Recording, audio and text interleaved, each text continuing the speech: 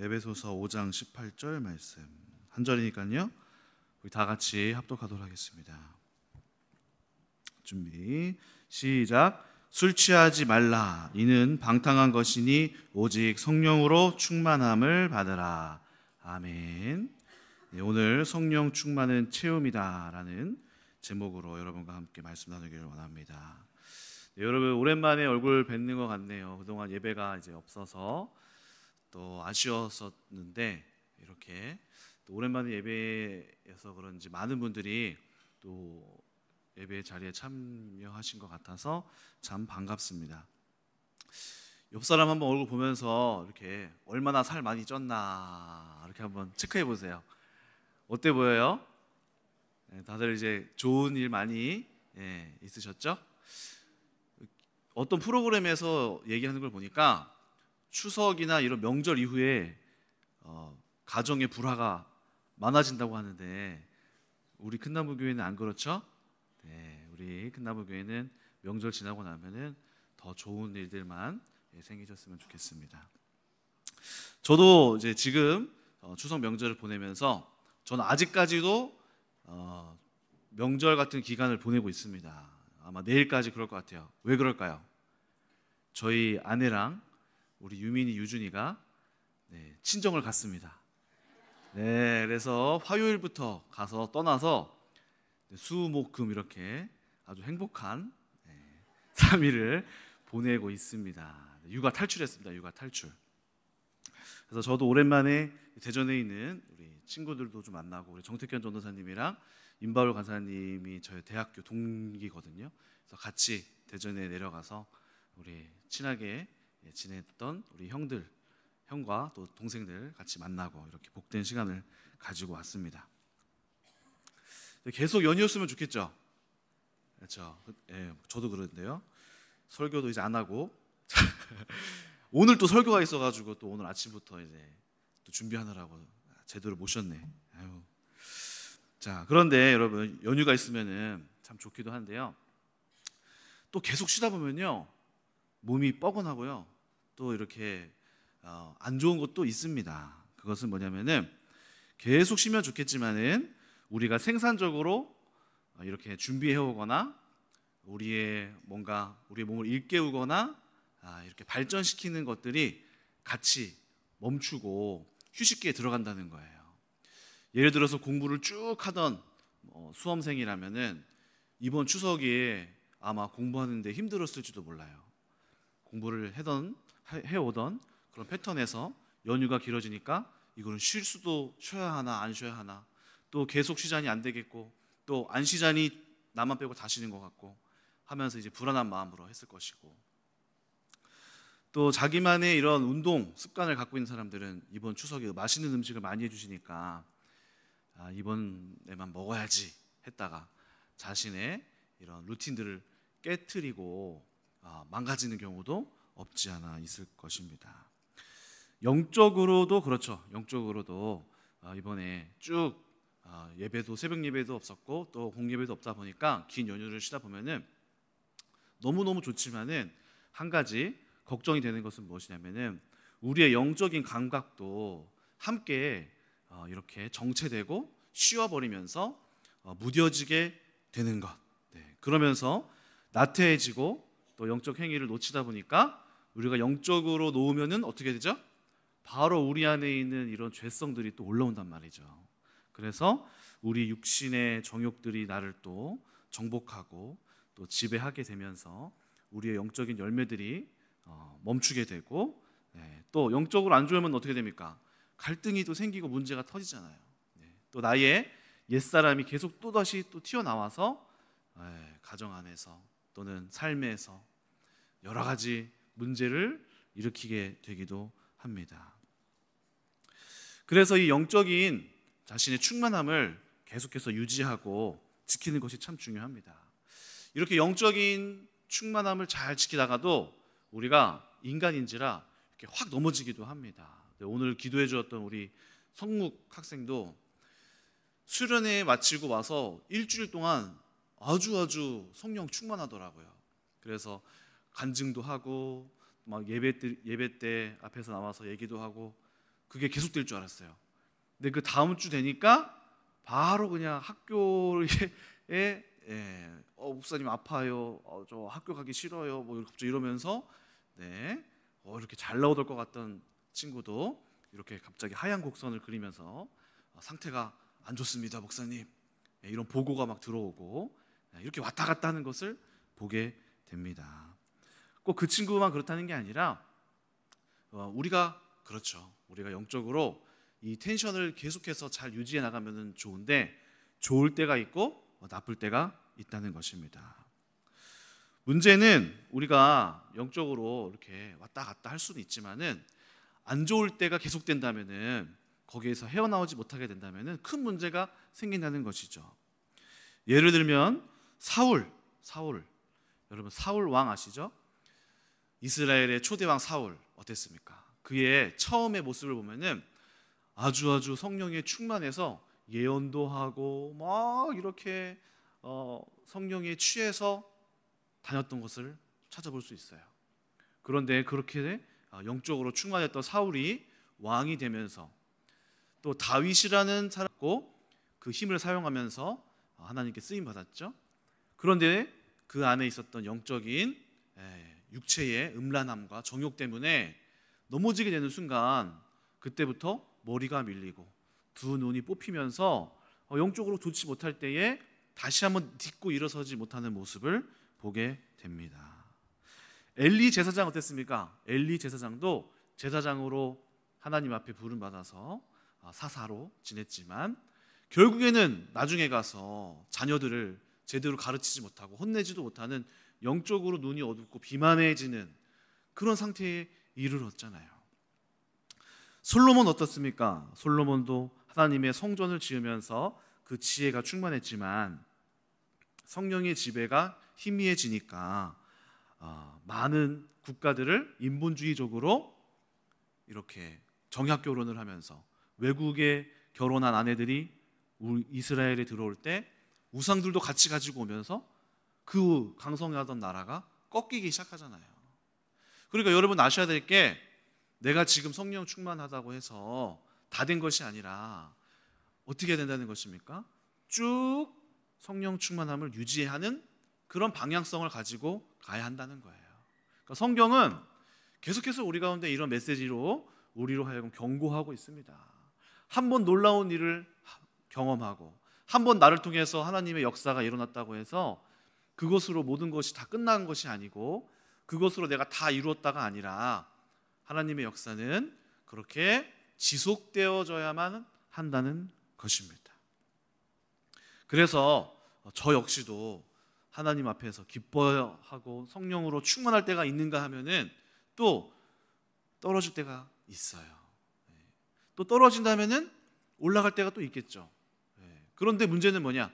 떨어졌을 때 잘못하고 실수하면 큰 손해가 오거나 잘못된 일로 인하여서 사단에게 넘어지거나 큰 타격을 입거나 한다는 것입니다. 그래서 어떻게 보면 신앙생활은 초창기에는 뭐 어떻습니까? 성령에 충만하면은 막 하나님 앞에 막 도전하고 뜨겁게 나아가려다가 어려운 일이 닥치면은 바닥으로 막 지하실까지 떨어져요.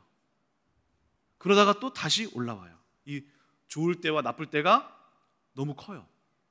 이렇게 좋았다가 나빴다가 이렇게 큰 폭을 그리면서 간단 말이죠. 그런데 온전한 신앙생활은 어떻습니까? 좋을 때도 있고 나쁠 때도 있지만 그 편차가 점점 이렇게 좁아지면서 안정적인 곡선을 그리면서 가는 것이죠. 그래서 우리가 해야 할 거는 이제 성령의 충만함을 입어서 안정적으로 하얀 곡선을 그리지 말고 상향 곡선을 그려가면서 하나님 앞에 낙차 없이 떨어짐이 없이 나아가는 모습을 우리가 신앙생활하는 가운데에 그려나가야 합니다. 그래서 그것들이 여러분들의 삶에서도 계속해서 요구되어지고 또 여러분들이 사모하면서 나아가야 합니다. 그래서 우리는 성령의 충만함을 이루어가야 합니다. 그렇다면 우리는 어떻게 성령의 충만함을 이룰 수 있는지 나눠보도록 하겠습니다. 자, 첫 번째는 이것입니다. 바로 성령의 충만함을 사모하라. 자, 따라해 보겠습니다. 성령의 충만함을 사모하라. 네, 여러분 뭐든지 롤모델이 있어야 돼요. 롤모델. 뭐 각자 여러분들에게 좋아하시는 영적인 롤모델이 있을 줄로 압니다. 여러분들이 교회에서 가까운 곳에서라든지 또는 뭐 책을 읽는다든지 성경에서 본다든지 아니면은 여러 사람들을 통해서 느끼는 존중하시는 분들이 있을 거예요. 그럼 우리는 인간은 좋은 모습을 보면은 동경하는 심리가 있어요. 그 동경하면 어떻게 되죠? 따라해요. 그래서 동경하는 마음을 우리가 좋은 롤모델을 만들어내는 것도 우리가 하나님의 형상을 따라서 성령의 인도를 따라서 영적인 좋은 롤모델을 만들어가기를 사모하는 것이 우리의 성장의 첫걸음이 됩니다. 우리 교회에 많은 분들이 또 계시지만은 저는 우리 이번에 또 김상희 사모님 저희 어머니시지만은 참 존경함을 느꼈어요. 왜 그러냐면은 추석 명절 때 바쁘잖아요. 자녀들 음식하시고 막 가정에서 뭐 하시는데 또 우리는 이 추석 긴 명절 되면은 외국 여행 갈 걸, 놀 걸, 어떻게 하면 더 쉴까를 생각하잖아요. 근데 우리 사모님은 기도원을 갔다 오시더라고요. 그 기간을 이용해서. 나 누구 같이 기도원 갔다 오자. 에스더, 오현수 전화해. 오현수 너 기도원 가야 돼.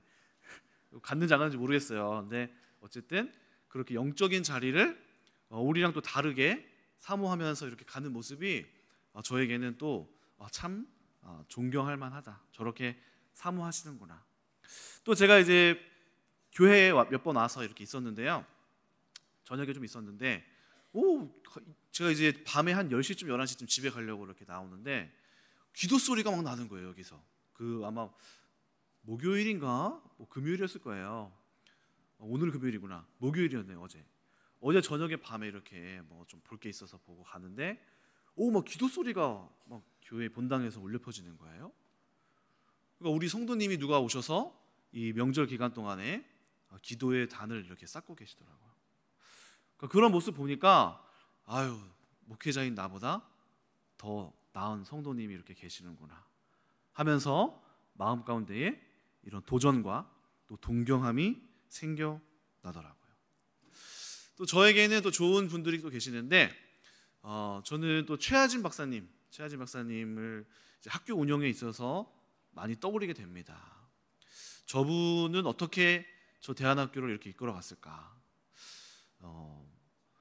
제가 생각한다고 쉽게 따라잡을 수 있는 사람은 아닌 것 같아요. 그렇지만은 저 사람은 어떻게 이 학교와 또 아이들을 향한 이런 마음과 또 어떤 마음을 또 사상을 가지고 이 학교에 열매를 맺었을까? 이런 것들을 자주 묵상하게 돼요. 그러다 보면은 항상 이제 최근에 느껴지는 거는 결국에는 이 사람이 참 본보기가 되었다. 학생들에게 본보기가 되는 모습으로 이 사람이 살았구나.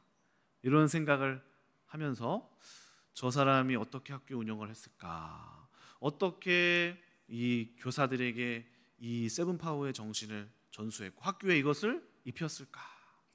이런 생각을 이제 하다 보니까 롤모델이 이제 생기면서 그 학교를 어떻게 잘 꾸려갔을까? 또 앞으로 이 학교가 어떻게 빛이 날까? 하는 모습을 꿈꾸게 된다는 거죠. 또 최근에 이제 알게 된 분 중에서 우리 김보영 선교사님 계시는데요. 이분은 제가 아주 깊게 이제 만나지는 못했지만은 대면하면서 이야기하면서 또 간증도 듣고 나눔을 좀 하면서 느꼈던 것은 이분도 참 기도하시는 분이다. 이분도 정말 진실된 사람이다. 그러니까 얘기를 해보면은 이렇게 알 수 있잖아요. 그 사람이 어떤 사람이고 진실된 사람인지 거짓말하는 사람이고 척하는 사람인지를 우리가 금방 느끼잖아요.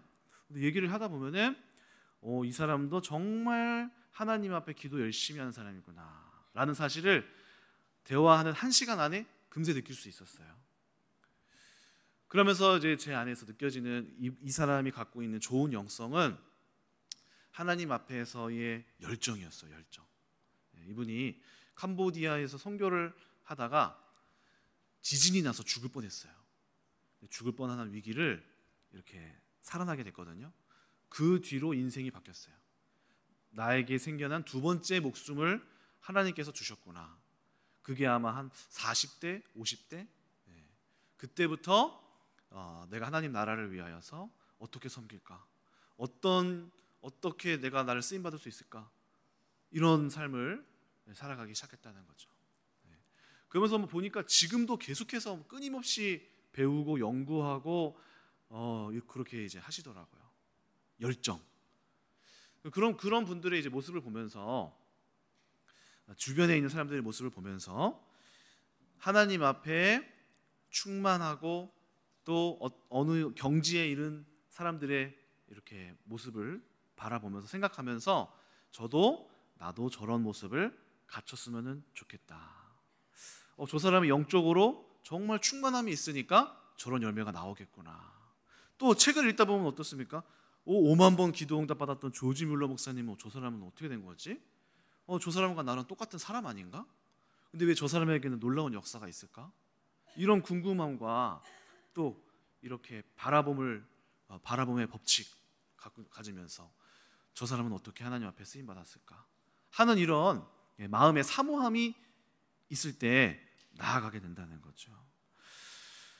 다니엘, 요셉, 다윗, 하나님과 함께 있었던, 가까이 했었던 사람들의 삶의 열매들을 보면서 우리가 그 사람들이 갖고 있었던 특별함을 바라보면서 그들의 가정이 어떻게 평화로웠는지, 저들의 삶에 얼마나 어떤 열매가 있었는지, 저들의 성품은 얼마나 부드럽고 온화한지, 그들에게 역사한 일들, 또 그들이 문제를 해결해 나가는 방식은 무엇인지, 그들의 삶을 개척해 나가는 방식은 무엇인지, 하나님이 어떻게 저 사람들과 함께 했는지, 이런 것들을 우리 마음속에 품고 바라보다 보면은 어떻습니까?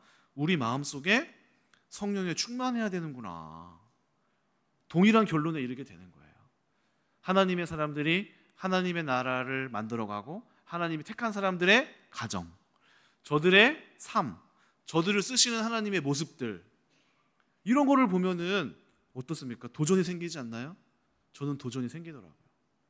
나도 저렇게 쓰임받고 싶다. 저 사람들은 도대체 어떤 하나님을 만났을까? 이게 성령 충만함의 출발입니다. 여러분들도 마음 가운데에 성령에 충만한 사람들의 가정, 하나님의 인도를 받는 사람들의 성품, 그들의 주변에 있는 좋은 열매들 바라보십시오. 그 안에는 하나님 앞에 철저하게 인도받았던 삶이 있는 것입니다. 그래서 우리가 그것을 사모해 가야 돼요. 사모해 가야 돼요. 성경에 이미 허다한 증인들이 나와 있잖아요. 이미 너무 많습니다. 또 우리 교회 속에서도 얼마나 많은 믿음의 증거들이 각 가정에서 많은 변화를 이루어내고 있잖아요. 그런 것들을 바라보세요. 저 사람들은 도대체 무슨 일이 있었을까? 그러면서 우리의 삶을 지금 내 현실과 비교해 보면서, 아니 왜 나의 삶은 왜 이러는 거야? 아니 왜 나의 가정은 왜 이러는 거야? 아니 왜 우리의 자녀들은 이러는 거야? 아니 왜 우리 부부의 관계는 이러는 것인가? 하면서 깊은 고민에 빠지시고, 또 그런 것들을 바라보면서 나도 하나님 앞에 회복되고 싶다, 우리의 가정이, 나의 삶이 변화되고 싶다, 이런 불씨를 살리는 것을 시작해야 됩니다. 이것이 바로 성령 충만함을 간절히 사모하는 것의 출발점입니다. 여러분 그렇게 사모하세요. 꿈꾸세요. 바라보세요. 성경 안에 이루어진 놀라운 열매를 꿈꾸세요. 왜 그들은 되고 여러분은 안 된다고 생각하십니까? 야고보서에서 말하잖아요. 저들과 우리는 똑같은 성정이 같다. 엘리야와 우리가 성정이 같으니 그가 기도한즉 비가 왔다가 멈췄다가, 뭐가 다르다는 거예요? 똑같다는 거예요. 여러분 사모하시기를 축원합니다. 따라하십시다. 하나님, 내 삶에 은혜를 주시옵소서. 그 마음 가운데에 여러분들이 진정으로 그것을 사모하세요. 하나님은 간절히 구하는 자에게 나타나시고 만나 주십니다. 반드시 하나님은 은혜를 주시고 나의 사랑하는 자녀들이 이 죄의 구렁텅이와 또 문제의 구렁텅이와 고난의 구렁텅이에서 빠져나오기를 간절히 바라고 계시는 분이 하나님이에요. 그걸 보고 잘 됐다, 쌤통이다 하는 하나님은, 그런 하나님은 없어요. 그 가운데에서도 가르쳤으면 또 가르쳤지, 설령 나의 죄 때문에 넘어지더라도 배우게 하시면서 이렇게 하시는 분이 하나님이시지, 우리를 그렇게 내버려 두시는 하나님이 아니십니다. 오늘 여러분들이 간절히 사모하는 자에게 성령께서 그 일을 시작하실 줄 믿습니다. 두 번째는 성령의 충만함을 어떤 것인지 개념을 가져야 돼요. 성령의 충만함. 오늘 말씀을 보니까 사도 바울이 이렇게 얘기합니다. 너희들은 술 취하지 말라, 성령의 충만함을 받으라, 이렇게 얘기했어요. 여러분, 충만이라고 하는 단어는 헬라어로 플레오로라고 합니다. 플레오로. 사도 바울이 분명히 얘기했습니다. 성령의 충만을 받아라. 충만이라는 뜻은 무엇입니까? 충만이라는 단어는 가득 찼다는 거예요. 가득 찼다. 여러분, 여기 뭐 물컵이 있는데요. 물컵이 여기에 가득 찼습니다. 여기에 이 물컵에 이 정도만 채워졌다고 해보세요. 가득 찬 것입니까? 가득 찬 게 아니에요. 50% 찼어요. 충만입니까? 아닙니다. 넘치고 끝까지 도달해서 흘러 넘치기까지 차는 게 충만이에요. 근데 오늘 사도 바울이 우리 가운데 이야기하는 명령은 뭐냐면요, 성령으로 충만해져야 된다라고 말하고 있어요.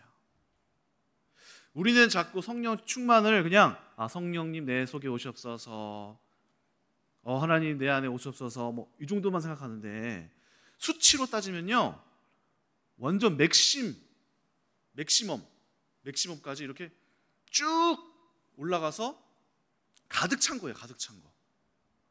그래서 이것들이 단순히 10%, 50%, 적당히 70%, 80% 많이 찼네 정도가 아니라 완전히 가득 차서 넘쳐버리는 상태까지 가는 것이 바로 충만이라는 것입니다. 오늘 본문에서도 술 취하는 것과 성령의 충만함을 비교했는데요, 술 취하는 것, 왜 굳이 이것을 또 비교 대상으로 썼을까요? 그것은 바로 술 취함과 성령의 충만함이 비슷한 영역이 있기 때문입니다. 술 취하는 것, 여러분, 저도 20대 초반에 술을 많이 마셔서 그런 경험을 해봤는데요. 술 한 잔, 소주 한 잔 먹기 시작하면요, 이걸 왜 먹지 싶다가도 한 잔, 두 잔, 세 잔 먹다 보면요 어떻게 될까요? 내가 술을 마시는 걸 컨트롤할 수 있어. 이게 아니라 술이 나를 컨트롤하기 시작해요. 술이 나를. 내가 무슨 말 하는지도 모르고, 내가 저 사람한테 화났었는데 술 취한 사람은 갑자기 용기가 나서 막 싸움을 일으키고, 당신 말이야, 내가 안 그랬는데 말이야, 내가 나한테 이런 말 했었잖아 하면서 막 싸움이 일어나고, 헤어진 여자친구한테 막 전화하고, 온갖 술이 나를 조종해서 막 내가 컨트롤이 안 된단 말이에요. 내 마음이 내가 컨트롤을 뺏긴단 말이죠. 어떤 사람들은 막 울어요. 계속 울어요. 어떤 사람은 막 엎드려서 막 자요. 어떤 사람은 막 시비 걸어요. 그러니까 뭔가 막 이상해지는 거야, 이 사람들이. 근데 술 깨고 나면 정상이에요. 내가 그랬어. 근데 성령의 충만함이란 무엇입니까? 마치 이와 같다는 거예요. 그런데 그 방향이 어떻다는 거죠? 내가 나를 컨트롤할 수 없고, 내가 나의 그 본성이 억제되고, 성령의 거룩한 모습들이 나를 지배해서 두려움이 많았던 사람이 담대함이 생기고, 불만이 많았던 사람이 감사가 넘쳐나게 되고, 도전하지 못한 사람이 용기를 내게 되고, 움츠렸던 사람이 하나님 앞에 섬기기를 원하게 바뀌게 되고, 내가 내 모습이 아니에요. 사랑이 없던 사람이 사랑이 넘치게 되고, 그래서 사람들이 그 사람을 보면서 그 사람 안에 있는 하나님, 예수님을 보게 되는 거잖아요. 그것이 바로 성령의 충만함이라는 것입니다. 그래서 우리의 감정과 나의 생각하는 것과 나의 말투부터 시작해서 나의 행동하는 것들, 그리고 습관까지 완전히 성령에 붙들림 받는 것, 이것이 바로 내 안에서 충만함이 일어나게 되는 것입니다. 성령의 충만함. 누가복음 4장 1절 보니까 예수께서 성령의 충만함 충만함을 입어 광야로 가사 했습니다. 그냥 성령의 충만함, 성령을 10% 입어, 성령을 20%만 입고가 아니라 맥시멈으로 풀로 가득 채워져서 나갔다는 거예요. 사도행전 2장 3절에서 4절 보니까 마치 불의 혀처럼 갈라지는 것들이 그들에게 보여 각 사람 위에 하나씩 임하여 있더니 그들이 다 성령의 충만함을 받고 그랬습니다. 그러니까 성령을 조금 받고, 성령을 한 20% 받고가 아니라 성령을 100% 풀로 내 영혼의 그릇에 완전히 사로잡히도록 받았다, 이 말을 얘기하고 있어요. 누가복음 1장 67절에서도 이렇게 얘기합니다. 그 붙인 사가랴가 성령의 충만함을 받아 예언하여 이르되, 성령의 충만함 100% 완전 풀로 채워진 상태. 사도행전 11장 24절도 또 이렇게 얘기합니다. 바나바는 착한 사람이요 성령과 믿음이 충만한 사람이더라. 충만 100% 풀로 넘치도록, 차고 흐르도록 이렇게 돼야 된다는 거예요. 성령의 역사는 언제 나타납니까? 내가 50% 받아서 나타나는 것도 아니고요, 70% 받아서 나타나는 것도 아니고요, 90% 받아도 나타나는 게 아니라 성경에서 말하는 게 뭐예요? 완전히 가득 채워졌다. 그때부터 성령께서 우리를 사로잡아 하나님의 뜻으로 이끌어 가신다는 것입니다. 마치 이것은 물이 100도에서 끓기 시작하는 것과 같습니다. 10도에서 끓지 않고요, 50도가 가도 끓지 않고요, 마침내 물이 99도에서 끓지 않아요. 100도를 찍었을 때 보글보글 거품이 나오면서 끓기 시작하는 것과 마찬가지입니다.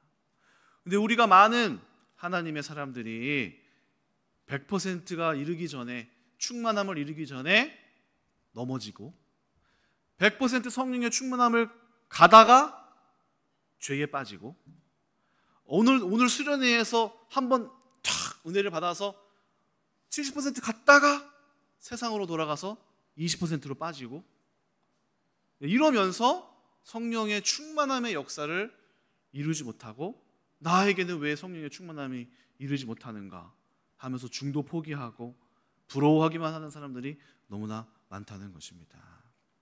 그래서 오늘 사도 바울이 명령한 것이 바로 술 취하지 말라, 그러나 성령으로 충만해라.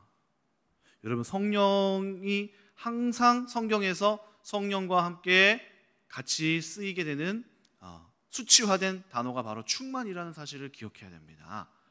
그래서 성령은 잠깐 한 번 받는 것도 아니고요, 그냥 어쩌다가 수련회 가서 한 번 뜨거워졌다가 오는 것도 아니고요, 우리가 계속해서 채워나가면서 100% 풀 차징, 나의 모든 이 마음의 영혼의 영역에 하나님으로 완전히 사로잡힌 상태까지 탁 끓기 시작하는 단계까지 끊임없이 공급됨을 집어넣고 하나님 앞에 나아감을 이르기까지 가야지만이 그때서부터 어떤 역사도 그때부터 일어나고 하나님의 일하심도 그때부터 시작되고 어떤 경험도 그때부터 시작된다는 것입니다.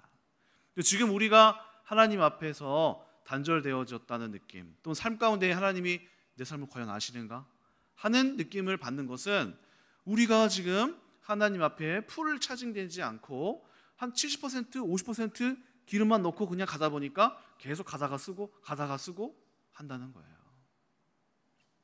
그래서 여러분에게 어떤 성령의 체험이 필요합니까? 바로 100%까지 끝까지 채워나가는 그 기간과 매일같이 하나님 앞에서 그 체험을 해나가는 시간과 훈련과 노력이 있어야 된다는 것입니다. 그렇게 될 때 하나님은 우리 모두에게 동일한 역사를 허락하실 거예요. 우리가 성경에 나타난 인물들을 부러워할 필요가 없어요. 왜 그러냐면은 그들하고 우리는 똑같은 사람이기 때문에 그래요. 그나마 그들이 잘한 건 뭐냐? 100% 채웠다는 거예요. 계속해서 다니엘이 100% 채워서 나아갔다는 거예요. 요셉이 감옥 안에서도 채워 나갔다는 거예요. 그 체험을 계속해서 유지하면서 갔기 때문에 넘어지지 않고 하나님께서 늘 그들과 함께 하셨다는 거예요. 이것이 바로 성령 충만함, 성령의 인도, 하나님의 동행하심을 유지하고 계속해서 지속하는 방법입니다. 어떻게 채울까요? 그럼 어떻게 채울까요? 디모데전서 4장 5절, 아주 기본이지만 아주 중요한 말씀입니다. 무엇입니까? 하나님의 말씀과 기도로 거룩하여 짐이라. 이거밖에 없어요. 하나님의 말씀과 기도로 거룩하여 짐이라. 우리가 어떻게, 거룩은 어떤 속성입니까? 하나님의 본질되는 속성이잖아요. 우리가 어떻게 하나님을 닮아갈 수 있을까요? 말씀 읽는 것, 기도로 채우는 것, 이것밖에는 다른 것이 없습니다. 우리가 왜 성령 충만하지 못할까요? 말씀 읽지 않고 기도하지 않아서 그래요. 여기에 예배를 드리는 것만으로 충분하지 않아요. 여러분들이 성경을 읽으셔야 돼요. 그리고 잠깐 기도한 것만으로, 교회에서 예배 끝나고 잠깐 기도하는 것만으로도 충분하지 않아요. 집에 돌아가서, 회사에서, 가정에서, 자신의 삶에서 집어넣어야 되는 거, 기도를 집어넣고 말씀을 생각하고 떠올리고 연구하고 묵상하는 거. 쉬운 길이 없습니다. 쉬운 길이 없습니다. 오늘 하루 3% 채우고, 내일 5% 채우고, 다음날 1% 채우더라도 오늘 하나님 앞에 나아가서 채움을 하다 보면은 말씀을 읽고 기도하는 시간에 전념하고, 그 기간 안에 하나님 앞에 오늘 많이 못했지만 몇 %라도 내가 하나님 앞에 나아간다. 그러다 보면은 그 기간이 이제 쌓여 나가잖아요. 그럼 한 달, 두 달, 세 달, 어느 때에 이르러서는 나의 영혼이 놀라운 풍성함과 평안함과 또 하나님과 함께 동행하는 이 즐거움이 막 솟아날 거예요. 저 같은 경우는 어쨌든 사역을 하고 설교를 하다 보니까 그런 경험들을 이제 종종 하게 되는데, 영적으로 하나님 앞에 이렇게 고되게 준비하고 이제 긴장하게 되고 내가 어떤 사역을 앞둘 때가 있어요. 그러면은 그 기간을 앞두고 영적으로 저도 저만의 중요한 절제와 또 어떻게 보면 금식이죠. 저만의 제한을 두는 시간을 가집니다. 그러면요, 그 기간 동안에는 하나님께서 저의 영혼을 막 이렇게 강력하게 만들어 가세요. 그러면 그 주간에 설교하면은 설교가 어렵지가 않아요. 그러니까 잠깐만 10분 정도만 묵상해도 말씀이 쉽게 떠올라요. 또 누군가랑 상담을 해요. 그러면은 그 사람의 본질적인 감추어진 문제가 말하다가 떠올라요. 그러면서 목사님 맞다고, 감사하다고 하고 그 사람이 대화 가운데에 자유를 얻고 돌아가요. 이상하다. 옛날 나랑 똑같은 얘기를 했을 뿐인데 왜 다르지? 우리 안에 제가 계속해서 끊임없이 하나님과 교통하고 교제하면서 이 감각들이, 이 하나님과의 저 사이에 연결망이 깨끗하게 하는 그 기간들을 거치다 보니까 이게 그냥 되어지는 거예요. 이게 성령께서 우리를 붙잡아 가시는 거예요. 나도 모르게. 제가 잘났다라고 하는 말이 아니라 그 경험을 말씀드리는 거예요. 경험. 여러분들도 똑같아요.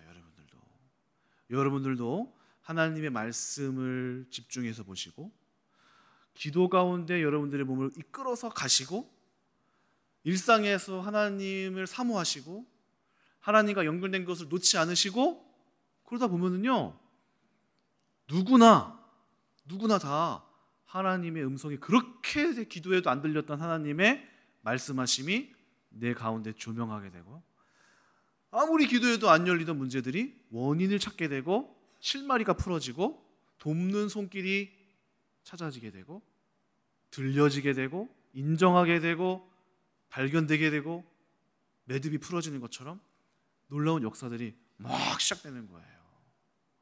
이게 성령께서 우리를 붙잡아 가시는 밑작업, 그것을 우리가 해야 합니다. 근데 우리는 어때요? 준비 운동하지 않고 경기를 뛰는 사람처럼 막 달려가니까 부상당하는 거예요. 막 문제가 터지는 것은 우리의 결판의 자리잖아요. 결판의 자리에 막 허겁지겁 달려와가지고 막 옷도 막 덜 입은 채로 막 이거 유니폼을 갈아입어야 되는데 막 옷도 못 입고 준비 운동도 못한 채로 격투기 경기에 나가는 거야. 누가 그런 사람이 어디 있어요?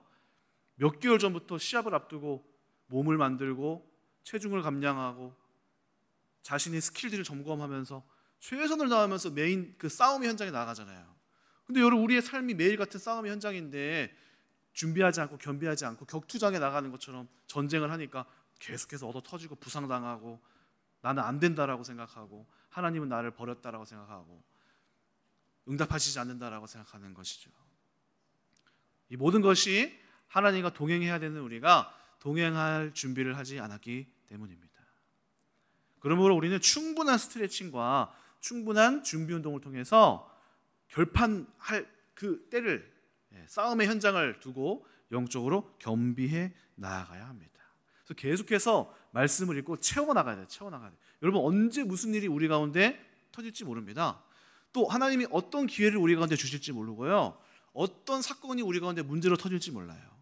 그래서 성경은 계속해서 우리 가운데에 깨어라, 근신하라, 깨어라, 우는 사자가 삼킬자를 두루 찾나니 깨어있으라고 말하고 늘 성령으로 충만하라, 항상 기뻐하라, 범사에 감사하라, 쉬지 말고 기도하라. 늘 이렇게 뭔가가 이렇게 긴장되지만은 충만한 상태를 유지하라고 이야기합니다. 그러므로 여러분 가운데에 매일같이 하나님 앞에서 채우시고 또 채우시고 말씀으로 집어넣으시고 기도로 넣으시고 우리의 삶을 계속해서 격투의 현장을 나아가는, 전쟁을 나아가는 군사처럼 우리 마음 가운데에 영적인 무장을 끊임없이 해나가셔야 하겠습니다. 그것이 성령 충만의 채움의 준비 운동이에요. 그렇다면 우리가 주의해야 될 것, 이것을 이야기해 보도록 하겠습니다. 준비해야 될 것은 무엇입니까? 성령에 충만해지는 것들이 있다면 성령을 소멸시키는 일도 있는 것입니다. 우리가 80% 열심히 채우다가도 30% 깎아먹고 우리의 영적인 충만함이 돌아가게 되는 것들이 있어요. 첫 번째 무엇일까요? 바로 죄입니다. 죄는 우리의 성령의 모든 기쁨과 감사와 평안과 소망을 한순간에 앗아가 버리게 만드는 바로 그런 요소입니다. 여러분도 한번 그런 경우가 있잖아요. 성령의 충만함으로 늘 가다가 한번 실수나 잘못된 친구들과의 관계 트러블이 생기거나 또는 죄 가운데에 빠져서 싹 잃어버리게 되는 것들. 이것은, 죄라는 것은 마치 무엇과 같냐면요, 우리 아들이 유준이가 요즘에 물 가지고 장난을 많이 쳐요. 그러면은요, 제가 아들한테 유준아 물 마셔 하고 깨끗한 물을 줘요. 정수물을 주면은 유준이가 입에서 있는 거를 꺼내서 물컵에다가 넣고 섞어요. 섞고 그걸 뺐다가 옆에 놨다가 손을 넣었다가 다시 넣었다가 막 그래요. 그다음에 아빠 물 줘보고 먹으래요. 그럼 제가 그걸 먹을까요, 못 먹을까요? 못 먹잖아요, 그렇죠? 죄가 온다는 것은 무엇입니까? 우리가 물을 탁 채워놨는데 여기에 유준이의 그 입에 들어갔다가 나온 손이 한 번 팍 들어갔다 나오는 거예요. 그러면 이 물을 마실 수 있어요, 없어요? 못 마시게 되는 거예요. 못 마시게 되는 거. 그러니까 죄라는 게 그런 거예요. 우리가 한창을 공들여 놨는데 여기에 손이 담가지거나 아니면 더러운 게 세균이 들어가거나 바이러스가 침투해서 확 그 물을 전체를 망가뜨려 버린다는 것과 같은 것이죠. 그래서 우리는 이 죄 가운데에서 멀리해야겠습니다. 저 같은 경우는 가장 강력하게 성령의 충만함을 깨트리는 것은 뭐냐면은 음란함의 죄. 제가 20대에 많이 이런 것들을 경험했는데요. 20대 신학교를 다니면서 막 영적으로 체험도 많이 하고 막 강사도 많이 오셔서 막 기도회도 가고 막 이런 것들을 이제 경험을 했는데 그렇게 또 충만해지면은 20대 초중반이니까 이 음란함에 대한 것들이 또 와요. 그러면 거기에 넘어질 때가 있으면은 확 한순간에 그 기쁨과 모든 평안함과 감사함과 내가 하나님 앞에서 받았던 모든 그 꿈과 소망들이 한순간에 이렇게 날아가 버린다는 것을 경험해 본 적이 있어요. 이 죄라는 게 얼마나 무서운지요. 그래서 그것을 다시 마음의 부흥을 일으키려면은 또 그 시간을 이렇게 또 해야 되는 거예요. 이게 죄가 무섭다. 왜 이게 회복이 안 되지? 왜 영적으로 이 감각이 안 깨어나지? 이 죄가 그렇게 무섭다는 거죠. 또 무엇이 또 죄가 됩니까? 꼭 우리가 나쁘다고 하는 것이 죄가 아니라, 악한 것만이 죄가 아니라 내가 소중히 여기는 것도 죄가 되더라. 네. 성령의 충만함을 깨트리는 게 뭐가 있냐면요, 하나님 외에 내가 다른 것에 집중하게 되는 거, 이것이 성령의 충만함을 깨트리는 요소가 되더라고요. 네. 저 같은 경우는 큰 죄를 이렇게 막 짓지는 않았지만은 이것이 죄라는 걸 깨달았어요. 뭐냐면은 제 삶을 이렇게 가만히 보니까 제가 어떤 삶을 사냐면은 배우는 것을 좋아하는 사람이에요. 배우는 거. 그래서 제가 이제 운동 같은 것도 배우는 거를 좋아해서 한창 배우러 다닐 때는요, 여러 가지를 배웠어요. 유도도 배웠고, 또 주짓수 배웠고, 배드민턴 배우고, 검도. 그래야 나 여기 왔다, 나 여기서 검도 배울게 했더니 관장님이 가르쳐 주는 게 얍 애들이랑 칼싸움 이런 거 이제 배우러 다니는 거예요. 그러니까 마음에 뭔가가, 제 마음속에 공허함이 있었던 것 같아. 뭔가 내가 배움에 중독이 됐어요. 배움의 중독. 그래서 뭐 여러 가지 배우러 막 엄청 다녔어요. 근데 시간이 지나다 보니까 이게 하나님을 그렇게 찾지 않고 자기 개발하는 거에 대한 중독, 이거에 내가 빠져 있구나, 이것이 하나님을 찾지 않는 거가 되는구나, 이거를 제가 깨달았어요. 뭐 목사님, 뭐 배우러 다니는 게 뭐 나쁜 건가요? 나쁘지 않죠. 좋죠. 그런데 이것이 어떻게 되냐면은 제가 그런 배움을 하러 막 하나님을 찾는 것보다 더 뒷전으로 내놓고 내가 더 찾으러 가고, 내가 더 좋아하고 기뻐하고 마음의 에너지를 쏟고 돈을 사용하고 거기에 완전히 몰입해버리는 것들, 이런 것들이 계속 지속되다 보니까 어느 순간 영적인 하나님의 충만함이 사라지게 된다는 것을 깨달았어요. 그래서 여러분들도 그런 사람들이 있지 않습니까? 네. 그것이 꼭 문제가 되는 건 아니지만 내가 몰두하고 있는 거, 막 이것을 막 이루고 하기 위해 만사를 다 제쳐두고 영적인 행위는 안 하더라도, 아무리 바쁘더라도 그거는 꼭 해야 되는 것들, 어떻게 해서든지 하는 것들, 이런 것들이 우리 마음의 중심이 되어서 성령의 충만함을 깨트리는 것이죠. 또 무엇이 우리의 마음을 또 영적으로 깨트릴까요? 우리의 마음에 찾아오는 어떤 강력한 이런 마음에 빼앗기는, 비슷한 맥락이지만은 마음의 어떤 강력한 두려움, 걱정, 근심, 마음의 어떠한 이런 흥분, 이런 것들이 우리의 영적인 상태를 깨트립니다. 제가 이제 또 경험했던 것 중에 한 가지는 뭐냐면은, 예전에 한번 이제 한창 코로나가 있을 때 무슨 열풍이 불었냐면은 주식 투자 열풍이 불었었어요. 그때 주식 투자 하신 분들 많을 거예요. 저도 그때 이제 한번 시작을 했었는데, 그때 당시에 여러분 LG 화학이라고 있어요. LG 화학이 한 20만 원 정도 됐어요. 그래서 제가 그걸 하나 사봤어요. 이게 뭐지? 한번 사봤어요. 근데 제가 산 날부터 25만 원, 30만 원, 35만 원, 40만 원을 가는 거예요. 주식 쉽네. 나 이거 하면 부자 되겠다. 그래서 이제 주식 투자를 해보기 시작했던 거예요. 근데 하는데 어때요? 오를 때가 있으면 떨어질 때가 있잖아요. 오를 때는 기분 좋은데 떨어지면 근심이 생겨요. 내 20만 원이 40만 원 됐었는데 다시 35만 원이 됐네? 하면서 걱정이 시작돼. 근심이 시작돼요. 막 마음의 중심이 어떻게 돼요? 거기로 간단 말이에요. 또 그러다 보니까 낮에 이렇게 주식 투자를 이렇게 막 보잖아요. 그러면은 오늘 올랐나? 보고 10분 있다가 떨어졌나? 보고 10분 있다가 또 한번 보고, 일상이 안 되는 거예요.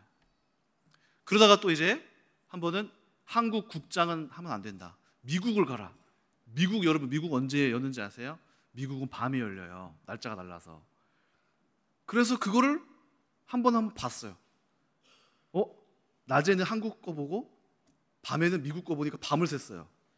이상하다. 그 다음에 또 나온 게 뭐야? 코인.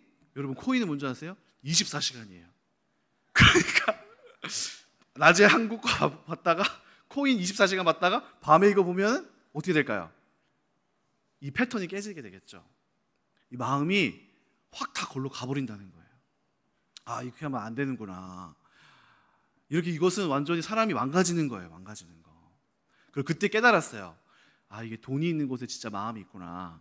여기에 마음을 많이 실지 않도록 하는 것이 정말 중요하다.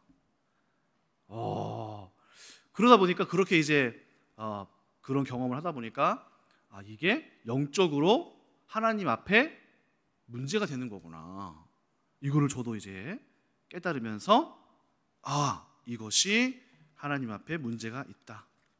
성령의 충만함을 깨트린다. 마음 한구석에 늘 어떤 뭔가 올라감과 떨어짐에 대한 불안함과 기쁨이 이 한구석에 있다는 거죠.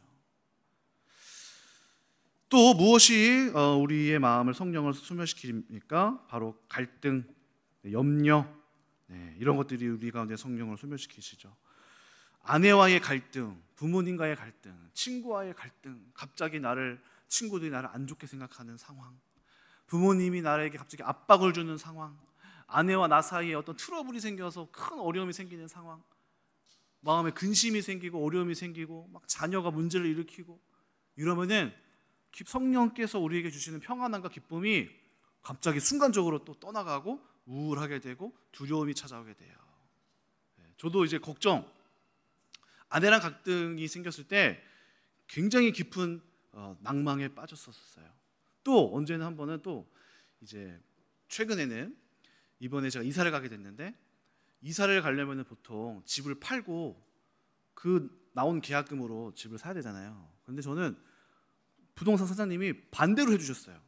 먼저 계약을 하고 나중에 팔게 됐어요. 그러니까 이 부동산 사장님이 빨리빨리 하라 뭐 이렇게 해서 그런가 보다 하고 골드 있는 아파트를 먼저 이제 계약을 했어요. 근데 집이 안 팔리는 거예요. 처음에는 괜찮았어요. 하나님이 믿음을 주시겠지, 해주시겠지. 근데 한 달, 두 달 안 팔려요. 왜 사람들이 안 사지? 이러다가 큰일 나는 거 아니야? 점점점 어떻게 되죠? 두려움이 찾아오나요? 계약금 날아가는 거 아니야? 그때 갑자기 누가 이제 저한테 문자를 하나 딱 보내요. 내년 대출 규제, 신생아 특례 막힌다. 어쩌고저쩌고. 뭐야 이것도 왜 이래? 그날 갑자기 이제 마음에 근심이 생기면서 이거 나 큰일 나는 거 아니야? 이거 누가 이사 가자고 했어? 김예진 사모가 이사 가자고 했지. 가만히 있으면 아무 일도 안 생기는데 왜 이사를 가자고 해가지고 갑자기 막 아내한테 모든 원망이 막 생각이 나. 마음이 한순간에 이렇게 확 바뀌더라고요. 아침까지 좋았는데 그 일이 걱정거리가 생기면서 막 기쁨이 싹 사라져가고 문제가 터져 나온다는 말이죠. 그러니까 어떻습니까? 우리의 마음속에 이 성령의 충만함을 앗아가는 것들이 있다는 것이죠. 그래서 우리가 이런 것들을 잘 다루고 내가 이런 상태에 있구나, 내가 성령의 충만함을 지금 죄 가운데서 빼앗길 수 있구나, 내가 이러한 삶 가운데 빠진다면 내 안에 있는 영적인 충만함이 앗아갈 수 있구나, 지금 나한테 이런 일이 찾아왔네, 내 마음이 지금 어지러워졌네, 내 마음이 걱정이 시작됐네, 내 마음에 근심이 찾아왔네, 내 마음에 누가 마음에 안 들기 시작하네 하면서 우리가 긴장하고 알게 되면서 하나님 앞에 이 일에 막 매몰돼서 성령을 소멸시키는 게 아니라 하나님 딱 그 어느 선을 유지하면서 하나님 앞에 이것을 내어놓으면서 이것을 탁 충격을 받을지라도 정신을 바짝 차리고 상황을 살펴보고 하나님 앞에 마음을 빼앗기지 않고 사단에게 뺏기지 않고 잘 견죄를 하면서 이 상황을 돌파해 나가야 되는 것이죠. 그래서 이런 것들이 바로 우리가 주의해야 할 것들이 되겠습니다. 말씀을 마치도록 하겠습니다. 여러분, 성령 인도 이번에 이제 말씀 한 달 동안 이렇게 이어가는데요. 성령의 충만함은 한 번 기도해서 되는 게 아니라 매일매일 채워나가는 과정이고, 오늘 한 5%, 내일 뭐 한 3% 채우고, 그렇게 100이라면 3, 5, 7, 오늘 막 뜨겁게 기도했어요. 오늘 또는 3일 금식했어요. 10, 20 채우고 이렇게 쭉쭉쭉 가다 보면 어느샌간 어느 때까지 가야 되냐면요, 100% 충만함에 이를 때까지 채워나가는 과정 가운데 가야 돼요. 어느 지점에 이르면은 하나님이 정하신 때가 있어요. 그러면 그때에 어떤 역사와 은혜와 또 깨달아야 할 것들과 비밀들을 주시면서 인도가 그때부터 시작되는 거예요. 그러므로 여러분, 오늘 사도 바울이 성령의 충만함을 받으라고 했습니다. 또 성경은 늘 성령 하면서 같이 나오는 게 충만이에요. 성령과 20% 동행이 아니라 충만으로 나타날 때 스데반이 나오고, 충만함에 이르렀을 때 사가랴가 예언을 하기 시작하고, 충만함에 이르렀을 때 예수님께서 사역을 시작하시는 거예요. 그러므로 우리가 무엇을 해나가는 과정을 해야 됩니까? 바로 성령으로 충만해지고 풀로 차징하는 우리의 영적인 상태까지 이르게 되는 그 과정을 반드시 해야 된다. 오늘 여러분들이 그런 깨달음을 얻으시고 이제 성령에 충만해지는 여정을 시작하시기를 축원합니다. 기도하겠습니다. 하나님 감사합니다. 오늘 말씀을 통해서 우리 안에 성령을 소멸시키는 것들을 돌아보았고, 또 우리 안에 말씀과 또 기도로 여전히 이 기본적인 것들이 가장 중요하다는 사실을 깨달았습니다. 그리고 오늘 우리 가운데에 우리의 영혼을 반드시 계속해서 끊임없이 채워나가야 하고 100% 충만함에 이르러야지만이 역사가 일어난다는 사실을 배웠습니다. 오늘 우리 큰나무교회 성도님들에게 바로 이 성령의 충만함을 만들어가는 여정, 이 여정을 시작하게 하여 주시옵소서. 하나님은 차별이 없으십니다. 누구에게만 잘 되는 게 아니라 충만함에 이를 때 누구나 다 되어지는 것입니다. 오늘 우리가 인내하면서 포기하지 말고 이 성령의 충만함, 폭발적인 하나님의 역사를 한 사람도 빠짐없이 경험케 하여 주시옵소서. 감사드리며 예수님의 이름으로 기도합니다. 아멘.